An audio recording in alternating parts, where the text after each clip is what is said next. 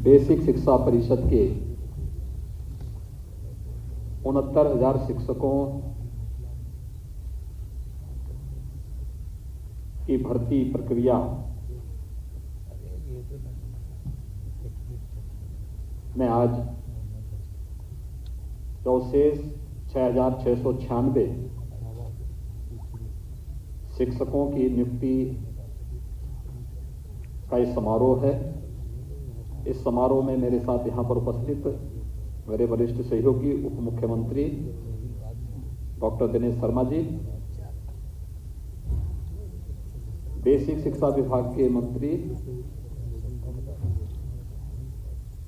Doctor Satish Chandra Dwivedi ji, प्रमुख सचिव basic शिक्षा श्री दीपक कुमार जी, सचिव बेसिक शिक्षा श्रीमती अनामिका सिंह जी, महानिदेशक बेसिक शिक्षा श्री विजय किरण आनंद जी, बेसिक शिक्षा परिषद से जुड़े हुए सभी अधिकारीगण, प्रदेश के विभिन्न जनपदों में उपस्थित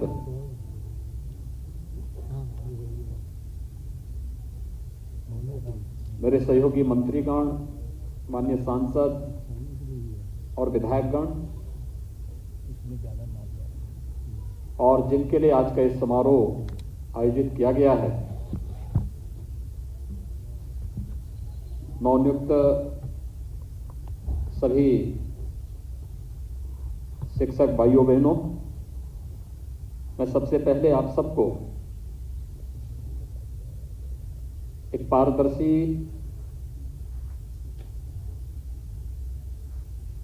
शिक्षक भर्ती की इस प्रक्रिया के पूरे होने और नियुक्ति पत्र वितरण के आज के इस कार्यक्रम के अवसर पर हृदय से बधाई देता हूं। और इस पूरी प्रक्रिया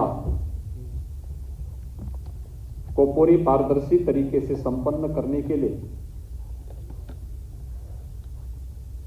योगदान देने के लिए, इस पूरी भर्ती प्रक्रिया को संपन्न करने के लिए विभाग को भी हृदय से धन्यवाद देता हूं। हम सब जानते हैं कि उत्तर प्रदेश के अंदर बेसिक शिक्षा परिषद की स्थिति कितनी दयनीय थी।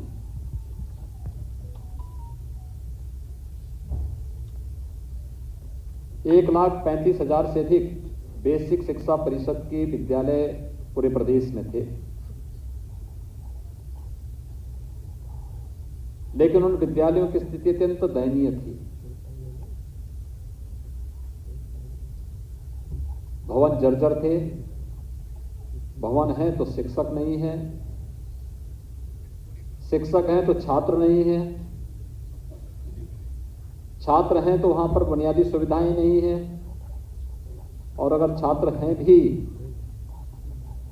तो उनके पास न यूनिफॉर्म होती थी, नंगे पैर गांव के बच्चों को स्कूल जाना पड़ता था। पूरा विभाग ट्रांसफर, पोस्टिंग और इसके माध्यम से वे तमाम प्रकार की गतिविधियां वहां संचालित होने लग गई थी, जो शिक्षा के लिए सबसे बड़े कलंक थे। पारदर्शी भर्ती की प्रक्रिया न होने के कारण न्यायालय को भी इसको बार बार स्टे करना पड़ा था, और भर्ती निकलती थी तो प्रदेश के कुछ गैंग ऐसे थे जो वसूली के लिए भी निकल पड़ते थे। कुछ खानदान और कुछ परिवार ऐसे थे जिनकी आजीविका का जरिया हो गया था। उसका प्रभाव प्रदेश के युवाओं पर तो पड़ता ही था, लेकिन उसके दुष्परिणाम से पूरे प्रदेश को उसके दुष्परिणाम को झेलना पड़ा था। आज मुझे बताते हुए प्रसन्नता है जब हमारी सरकार अपने कार्यकाल के 52 महीने यानी 4 वर्ष 4 महीने का कार्यकाल अपना पूरा कर चुकी है। तो 4 वर्ष 4 महीने के इस पूरे कार्यकाल के दौरान हमारी सरकार ने प्रदेश के अंदर 4.25 लाख से अधिक युवाओं को सरकारी नौकरी उत्तर प्रदेश के अंदर दी, और एक भी नौकरी पर कोई संदेह नहीं कर सकता। भर्ती की प्रक्रिया पूरी पारदर्शी तरीके के साथ, पूरी ईमानदारी के साथ, पूरी शुचितापूर्ण तरीके के साथ संपन्न हुई है। ईमानदारी और शुचितापूर्ण तरीके से भर्ती की प्रक्रिया का संपन्न होना आप जैसे युवाओं को भी अपने लक्ष्य को प्राप्त करने में मददगार साबित हुआ। आज वही कारण है कि बुरा उन लोगों को लगेगा जिन लोगों की अवैध कमाई का जरिया बंद हो गया है। कोई भर्ती निकलती थी, वे झोला लेकर के निकल पड़ते थे वसूली में, लेकिन आज उन्हें मालूम है कि झोला लेके निकलेंगे तो हमारी एजेंसियां भी उसके लिए सतर्क हैं, और हमने जेलें भी खाली करवाई हैं काफी। इसीलिए खाली करवाई हैं जिससे ऐसे लोगों को जो प्रदेश के नौजवानों के साथ खिलवाड़ करते थे, भर्ती की प्रक्रिया को कलंकित करते थे, उन सब के खिलाफ कठोरतापूर्वक कार्रवाई की गई और परिणाम सामने है। आज हम बड़ी से बड़ी परीक्षाएं भी संपन्न कराते हैं, तिनका भी नहीं हिलता। अभी हम एक परीक्षा कराने जा रहे हैं, आपको मालूम है उसमें कितने एप्लीकेंट हैं? उसमें आवेदकों की संख्या है 30 लाख। देश की सबसे बड़ी परीक्षा होने जा रही है, और आप देखेंगे कहीं तिनका नहीं हिलेगा, पूरे ईमानदारी के साथ। और पहले से इस बारे में कह रखा है हमने, इसीलिए टीईटी को भी ये व्यवस्था बनाई है कि अब 5 साल के लिए नहीं बल्कि आजीवन होगा। जो एक बार टीईटी पास करेगा तो उसकी मान्यता आजीवन रहेगी। सरकारी व्यवस्था में, निजी क्षेत्र में, या स्वयं के अपने संस्थान को संचालित करने के लिए उसकी योग्यता पर हम प्रश्न क्यों खड़ा करेंगे? और ये प्रक्रिया निरंतर आगे बढ़ रही है।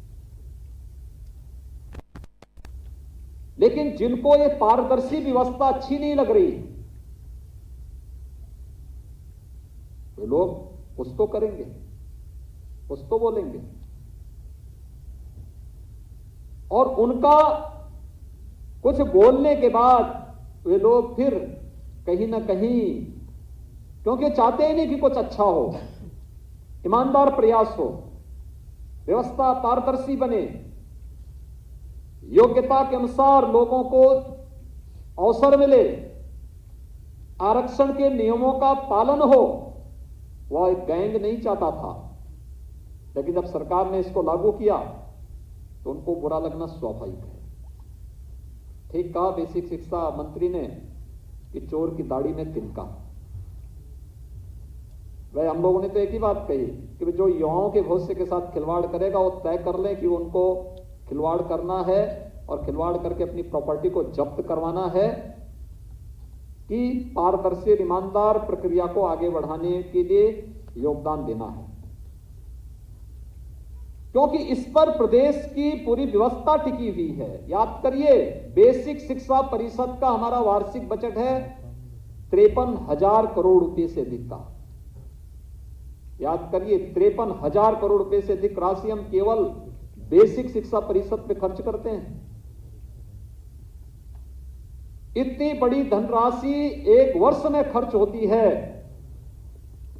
तो आखिर उसका लाभ प्रदेशवासियों को मिलना चाहिए कि नहीं मिलना चाहिए?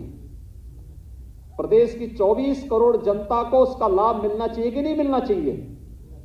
और ये लाभ इस रूप में मिलना चाहिए कि हमारे बेसिक शिक्षा परिषद के स्कूल भी किसी पब्लिक स्कूल और किसी कॉन्वेंट स्कूल का मुकाबला करते हुए दिखाई दें, और ये महत्तर जिम्मेदारी आपके ऊपर है। जो लोग ये चाहते थे अपने बच्चों को तो स्वयं या स्वयं भी कोई ऑस्ट्रेलिया भेजता था, कोई इंग्लैंड भेजता है, कोई और जगह भेजता है, लेकिन गरीब का बच्चा न पढ़ पाए इसलिए वे सभी स्कूल जर्जर करके छोड़ दिए थे। 1,35,000 विद्यालय बेसिक शिक्षा परिषद के जर्जर है, कोई पुरसा हाल नहीं। आखिर सरकार 2017 के पहले भी तो रही होंगी, क्या कर रहे थे लोग? बजट वही खर्च होता था, पैसा खर्च होता था, वेतन भी निकलता था, भवन के नाम पे भी पैसा जाता था, लेकिन विद्यालय जर्जर है। भवनों में बड़े बड़े पेड़ उगे हुए हैं, वो पीपल का पेड़ और बरगद का पेड़ कहीं जमीन पे नहीं दिखता था, विद्यालय के भवनों पे जरूर दिखाई देते थे। लेकिन ऑपरेशन कायाकल्प मार्च 2017 में हम लोगों ने ऑपरेशन कायाकल्प प्रारंभ किया था। हर एक विद्यालय के लिए सभी जनप्रतिनिधियों का आह्वान किया गया।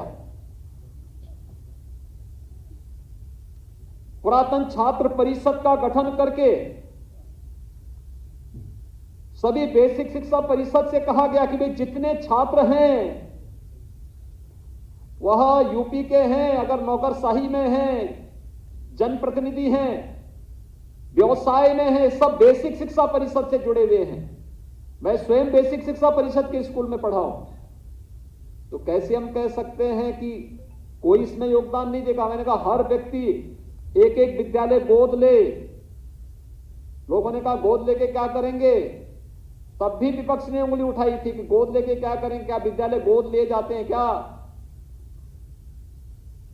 मैंने कहा विद्यालय गोद ले जाते हैं, कैसे ले जाते हैं थोड़ा देखना। तब भी उन्होंने हमारी कार्यपद्धति में प्रश्न किया था। लेकिन आज जब 1,20,000 से अधिक विद्यालयों को ऑपरेशन कायाकल्प के माध्यम से उनका सुंदरीकरण करके उन्हें स्कूल, दिखने लायक स्कूल बना दिया गया, उनकी आंखें अब उसको देख करके भी घबरा रही हैं कि अगर गरीब का बच्चा पढ़ लेगा तो फिर क्या होगा। उनको परेशानी इस बात की है कि उन बच्चों की यूनिफॉर्म, आज सरकार उनको 2-2 यूनिफॉर्म देती है, बैग देता है, बुक्स देती है,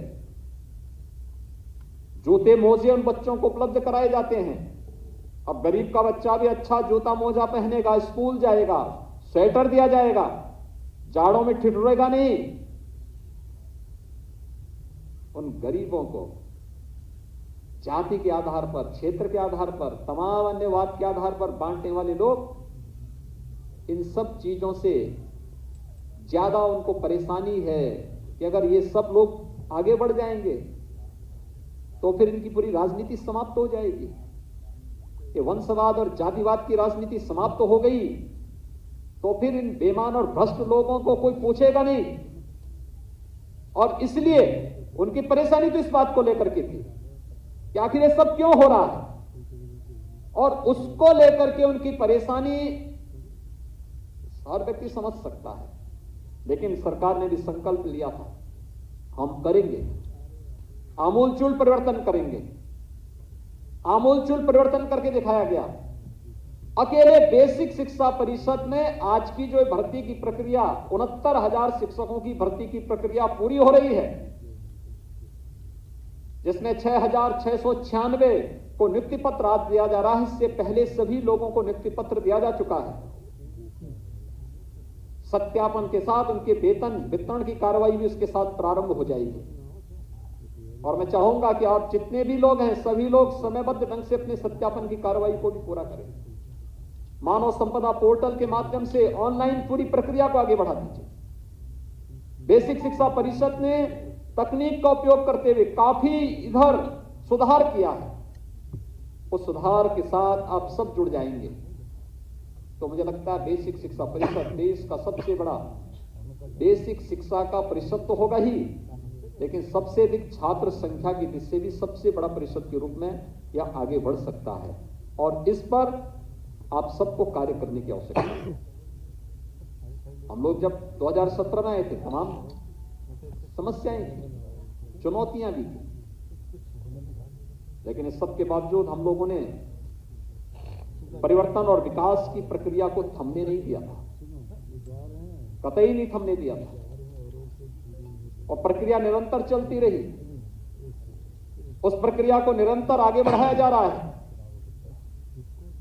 और मैं फिर आप सबसे कहूंगा, आप में से 69,000 शिक्षक इस समय हम लोगों ने नियुक्त किए हैं। 54,000 से अधिक शिक्षक इससे पहले की प्रक्रिया में नियुक्त हुए हैं।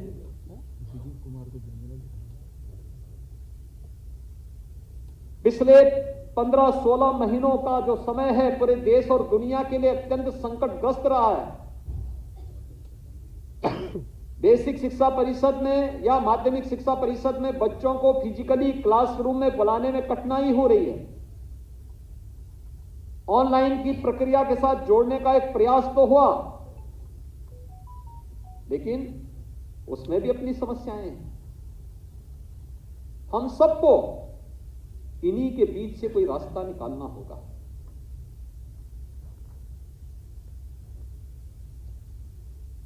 अब सोचिए कि 1,20,000 शिक्षकों की नियुक्ति तो केवल बेसिक शिक्षा परिषद में हुई है।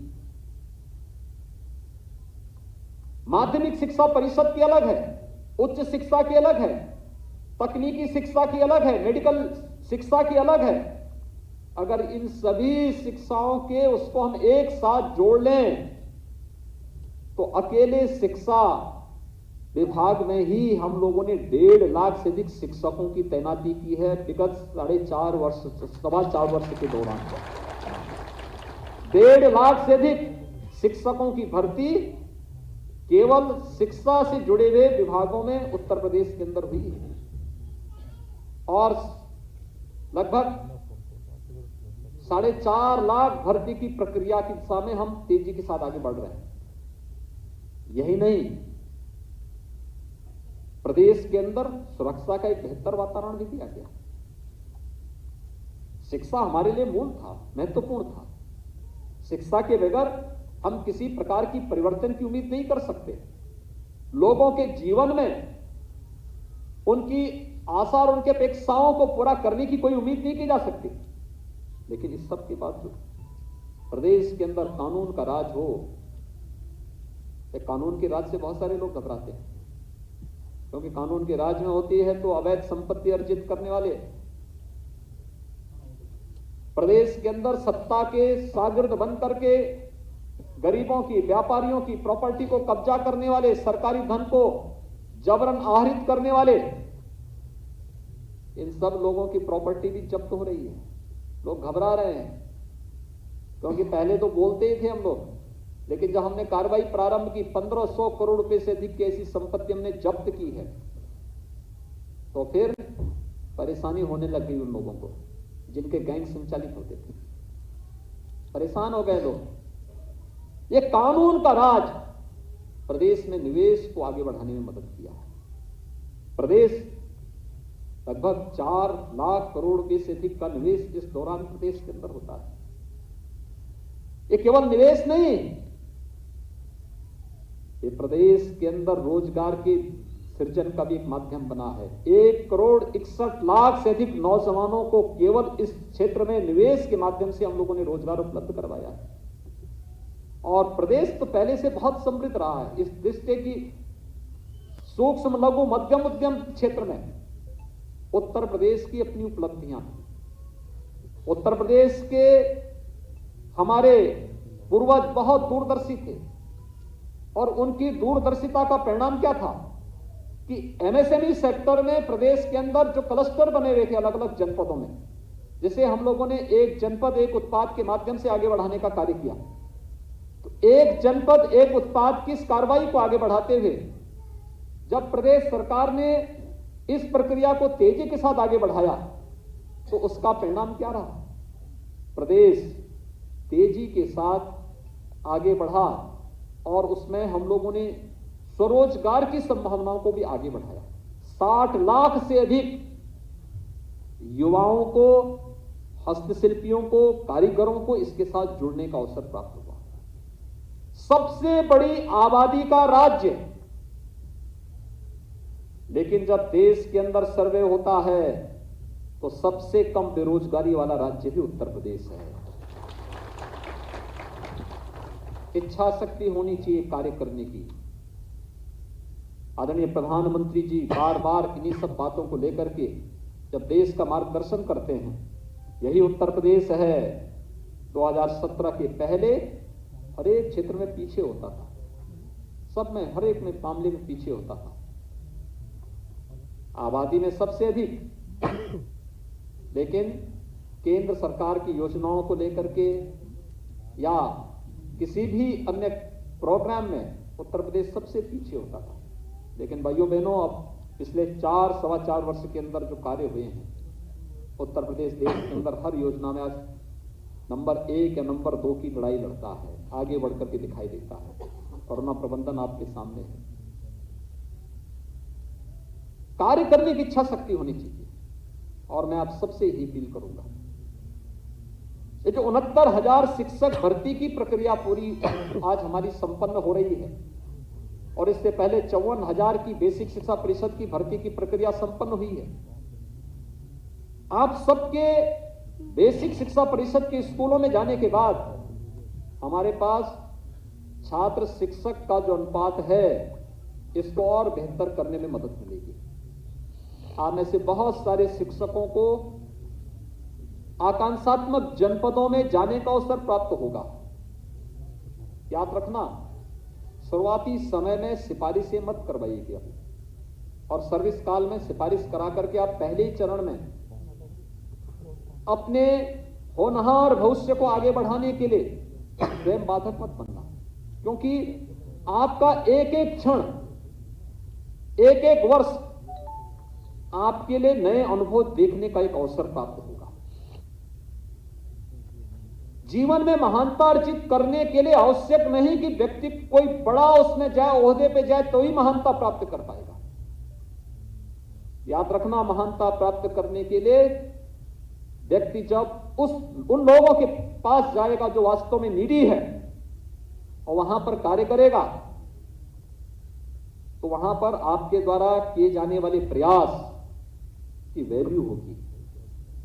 लोग उसका मूल्यांकन करेंगे, और न केवल वहां का स्थानीय समाज मूल्यांकन करेगा, बल्कि देश भी, दुनिया भी मूल्यांकन करेगी, सरकारें मूल्यांकन करेंगी, और फिर वह आपकी महानता का रास्ता भी खुलेगा।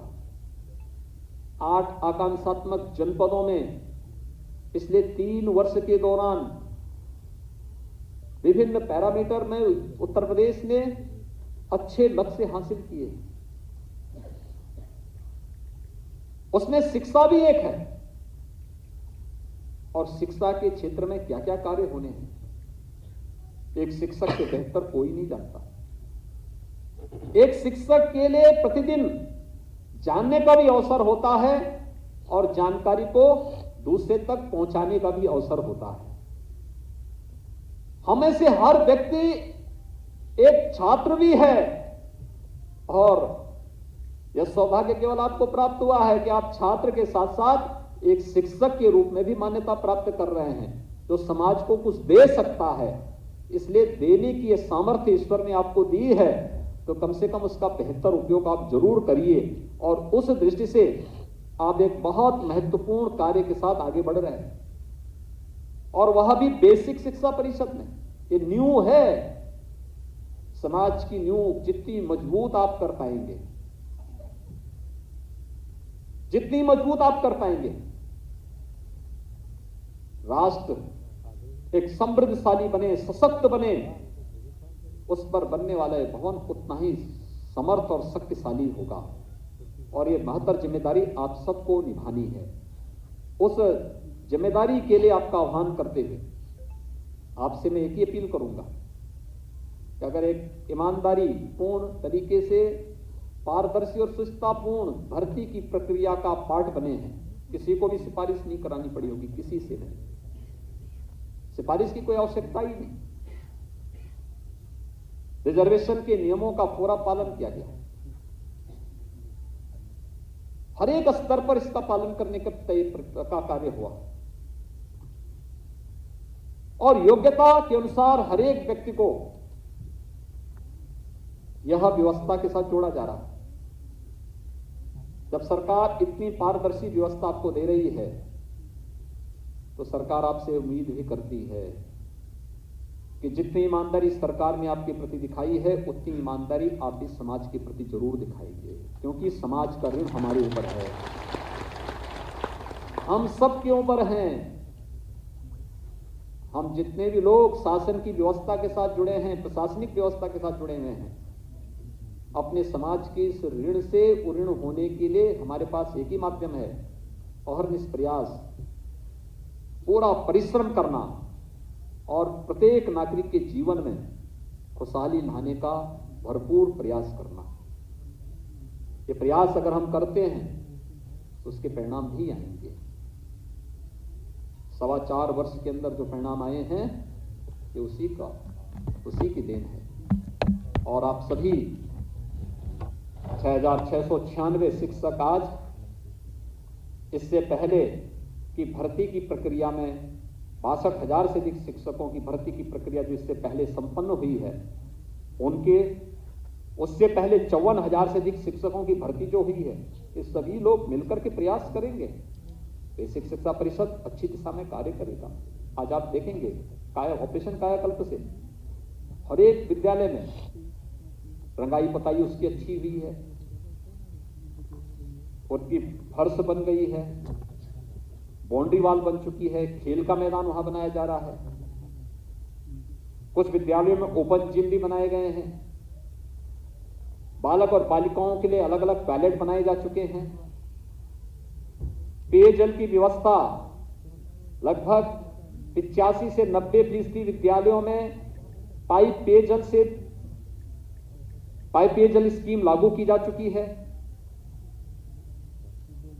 यह सरकार ने प्रयास किया है। कुछ जगह स्मार्ट क्लासेस बनाए जा रहे हैं। अभी हम लोगों ने स्मार्ट क्लासेस के लिए व्यवस्था की है, CSR से, अन्य महानुभावों के सहयोग से, कुछ जगह पब्लिक ने सहयोग किया है, पुरातन छात्र परिषद ने सहयोग किया है। उन सबसे भी कहा जा रहा है स्मार्ट क्लास की दीजिए और हम उस वहां तक लेके जाएं, क्योंकि बेसिक शिक्षा परिषद में हम इस चीज को देखेंगे कि आपके पास उस तबके के बच्चे आते हैं जिस तबके के बच्चों के लिए सामान्य परिस्थिति में उसके घर में इस प्रकार का वातावरण नहीं होता कि वहां पे लोग पढ़ाई लिखाई के प्रति, बच्चों को आगे बढ़ाने के प्रति बहुत जागरूक हों। ये जिम्मेदारी आपकी है और मैं चाहूंगा कि हर एक शिक्षक कम से कम प्रयास तो करें कि जिस ग्राम पंचायत में होगा उस ग्राम पंचायत के एक एक घर के साथ जुड़े, व्यक्तिगत इंटरेक्शन रखें। आपके पास गांव का पूरा डाटा होना चाहिए, गांव की कुल घर कितने हैं, कुल आबादी कितनी है, कितने सरकारी सेवा में हैं, कितने निजी क्षेत्र में काम करते हैं, कितने किसान हैं, कितने श्रमिक हैं, किस किस तबके के लोग हैं। स्किल मैपिंग इसको आप कह सकते हैं, इसको आप प्रत्येक गांव का अपने पास डाटा बना करके रख सकते हैं। फिर उन गांव के लोगों में बच्चों की उम्र के हिसाब से आप अपना डाटा एक तैयार कर सकते हैं। कितने ऐसे बच्चे हैं जिनको आंगनबाड़ी में जाना है, कितने ऐसे बच्चे हैं जिनको बेसिक शिक्षा परिषद के स्कूल में आना चाहिए था, नहीं आए हैं, कितने ऐसे बच्चे हैं जो बेसिक शिक्षा स्कूल के बाद उनको आगे जूनियर हाई स्कूल के लिए या आगे की पढ़ाई के लिए अन्य स्कूलों में उनका एडमिशन होना था, नहीं हो पाया, क्यों नहीं हो पाया, ये सब डाटा तैयार करना। फिर ग्राम पंचायत के साथ बैठना, जो प्रबंध समिति होगी आपके विद्यालय की, उनके साथ बैठना और बैठ करके तय करना कि ये बच्चे इतने स्कूल नहीं जा रहे हैं, इन बच्चों को स्कूल भेजने की व्यवस्था होनी चाहिए।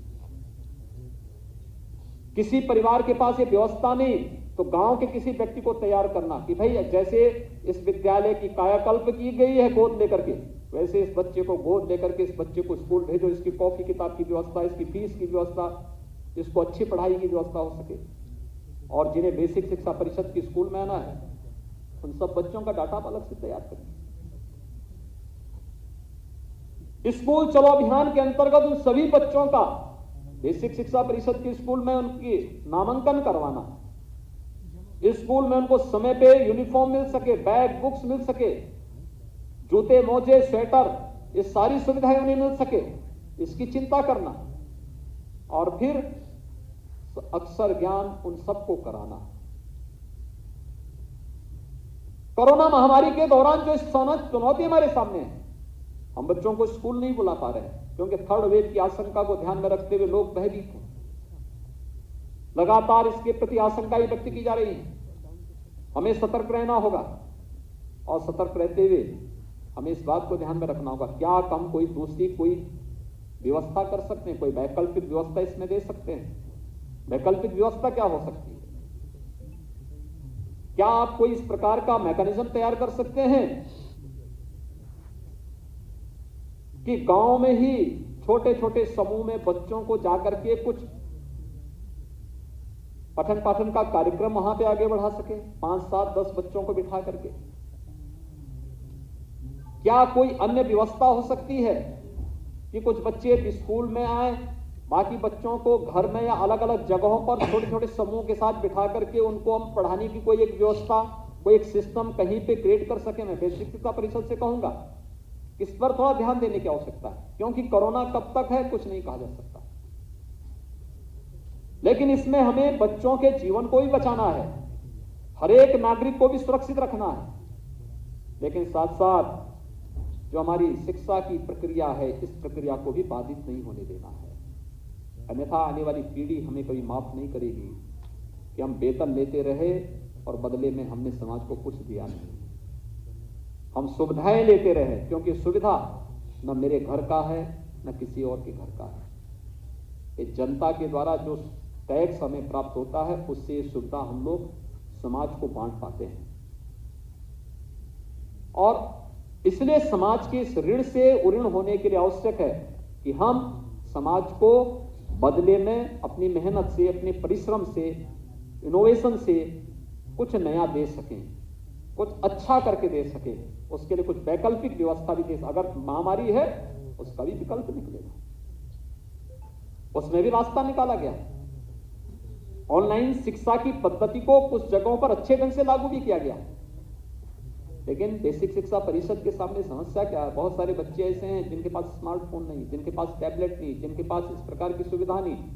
टेलीविजन के माध्यम से जब उस व्यक्ति के बच्चे के हाथ को पकड़ करके हम अक्सर ज्ञान करवाते हैं, उस समय हम उससे कहेंगे ऑनलाइन आप पढ़िए, मुझे लगता है थोड़ा अटपटा सा लगता है।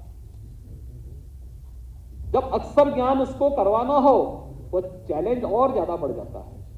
कैसे होगा? इन सभी चीजों पर ध्यान देने की आवश्यकता, विचार किए जाने की आवश्यकता है। आज के इस अवसर पर 6600 से अधिक ये भर्ती की प्रक्रिया पूरी होने के साथ ही 69,000 शिक्षकों की भर्ती की प्रक्रिया का भी आज इस कार्यक्रम संपन्न हुआ है। मैं इस अवसर पर आप सबको बधाई देता हूं, अपनी शुभकामनाएं देता हूं और विश्वास व्यक्त करता हूं कि पूरी प्रतिबद्धता के साथ, पूरी ईमानदारी के साथ, पूरी शुचिता और पारदर्शिता के साथ बेसिक शिक्षा परिषद की इस कार्य पद्धति को आप सभी नई ऊंचाइयों तक पहुंचाने में अपना योगदान देंगे। जो पिछले कुछ समय के दौरान बेसिक शिक्षा परिषद में सुधार हुए हैं, इस सुधार की प्रक्रिया को निरंतरता के साथ आगे बढ़ाने का कार्य करेंगे। आप सबके प्रति मेरी शुभकामनाएं। धन्यवाद। जय हिंद। आपके इस प्रेरणादायी उद्बोधन के लिए बहुत बहुत आभार।